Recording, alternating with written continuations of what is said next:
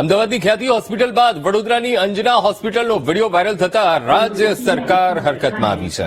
આણંદ જિલ્લા પંચાયતના આરોગ્ય તંત્રએ અંજના હોસ્પિટલના સંચાલક ઉપરાંત દર્દીના ઘરે જઈને નિવેદનો લીધા હતા. આ મામલે મેડિકલ ઓફિસર સમક્ષ દર્દી રાજેન્દ્ર ભટ્ટે અનેક ચોંકાવનારા ખુલાસા કર્યા છે. તો અંજના હોસ્પિટલમાં દાખલ થયાના 1 વર્ષ અગાઉ એસએસજીમાં સારવાર લીધી હતી. એસએસજીમાં સર્જરી કરાવી હોવા છતાં ઓક્સિજન કે વેન્ટિલેટરની જરૂર નહોતી પડી. તો અંજના હોસ્પિટલ દ્વારા દર્દીને સારવારની હિસ્ટ્રી પણ નથી આપવામાં આવી. તો આ કેસમાં અંજના હોસ્પિટલના સંચાલક ડોક્ટર અમન ખન્ના અને દર્દીના નિવેદન અને રેકોર્ડમાં વિરોધાભાસ સામે આવ્યો હતો. આ કેસમાં આણંદ જિલ્લા પંચાયતના મેડિકલ ઓફિસર હવે રાજ્ય સરકારમાં રિપોર્ટ સુપરત કરશે. રાજ્ય સરકાર દ્વારા અંજના હોસ્પિટલ પર કાયદાનો સકંજો કસાય તેવી શક્યતા જોવાઈ રહી છે.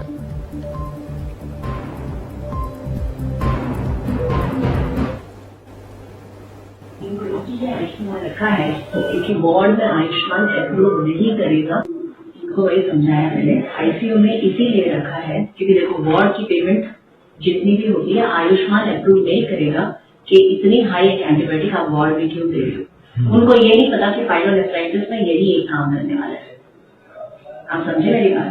बट इनको आईसीयू इसीलिए शो किया है मैंने कि ये मेरोपेनम दे पाऊंगे. अल्टीमेटली हमें ये मतलब कि पेशेंट की कॉपी कर देना चाहिए. वार्ड में ज्यादा पैसा खर्च हो नहीं, पैसा नहीं खर्चવું પડે પણ એ લોકો એપ્રૂવ નહીં કરે તો મને એ એટલી હાઈ એન્ટીબાયોટિક ને વોર્ડમાં नहीं આપી શકું.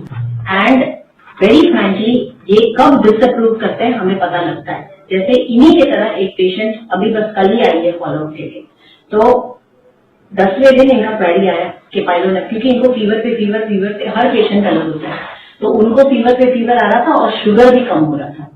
अब देखो जो शुगर वापस पटरी पे आ रहा है वो इसलिए किडनी रिकवर कर रहा है. बट आयुष्मान में आप रिपोर्ट लेके नहीं जा सकते हो क्योंकि हमें सबमिट करना होता है. ठीक है. और फॉर वेरी सेल्फिश रीजन इनको आईसीयू में मैंने रखा है ताकि मेरोपेनम जाए. एंड वो पेशेंट का भी ऐसे ही था. 10 डेज उनको भी ऑक्सीजन की कोई जरूरत नहीं थी, पर इनको सिंपल आईसीयू में इसीलिए रखा. हाँ, जिस दिन आए थे उनको जरूरत थी, उनको भी रखा था क्योंकि તો આજ મુદ્દે સંવાદદાતા માનુ ચાવડા ફોનલાઈન પર જોડાઈ ગયા છે. માનુ, અંજના હોસ્પિટલ વિવાદ, એક વિડીયો સામે આવ્યો જે દર્દીએ ઉતાર્યો હતો અને એને લઈને આખો આ મુદ્દો સામે આવ્યો, અને ગઈકાલે જે ડોક્ટર મલ્લિકા એમનો પણ એક વિડીયો આવ્યો, અને હવે જેને લઈને સરકાર અત્યારે સતર્ક બની છે. કઈ દિશામાં તપાસ, માનુ? અંજના હોસ્પિટલના જે 2 વિડીયો વાયરલ થયા અને એમાં દૂધને દૂધનું પાણીનું પાણી થઈ ગયું છે. સીએમ જેવા યોજનાની અંદર ગેરરીતિ થતી હોય એવી આ વિડીયોના આધારે શંકા ઉભી થઈ છે. રાજ્ય સરકારે આની ગંભીર નોંધ લીધી છે. આ વિડીયોની આણંદ જિલ્લા પંચાયતના આરોગ્ય તંત્રએ દર્દીના ઘરે જઈને નિવેદન લીધું છે. મેડિકલ ઓફિસર સમક્ષ દર્દી રાજેન્દ્ર ભટ્ટે અનેક ખુલાસા કર્યા છે.